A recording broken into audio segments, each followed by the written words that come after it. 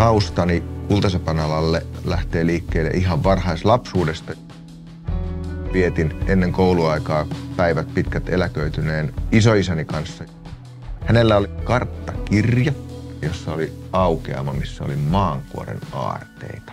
Siinä oli esillä muutamia topaaseja, smaragdeja, timantteja, kultahippuja. Ei montaa päivää välissä mennyt, kun mä avasin sen aukeaman. Lumouduin täysin niistä kivistä ja aarteista, mitä maapallo voi tarjota. Luumäen berylli. Luumäellä on Kivijärvi.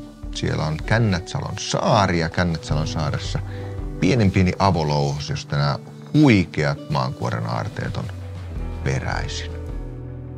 Ja parhaimmat ja upeimmat ovat päässeet meidän suunnittelmiin valmistamiin koruihin, kuten muun muassa tämä apilariipus, jossa 2 kolmelehtistä apilaa iloisesti liikkuvat ja niiden alapuolella on upea Luumäen berylli.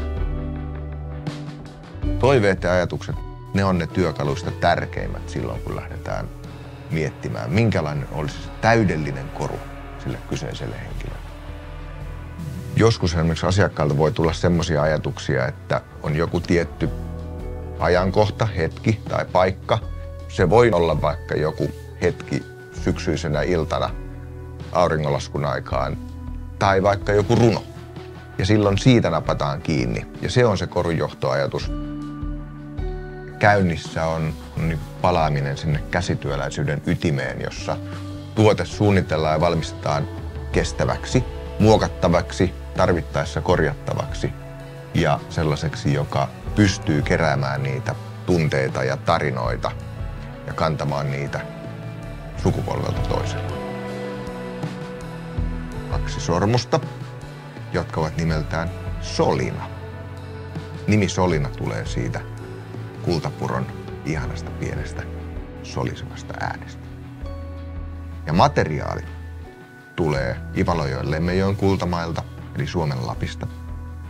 Ja kaikki kulta, mikä näissä on siis käsin kaivettu, vaskoolilla huuhdettu, niin sanottu artesaanikultaa.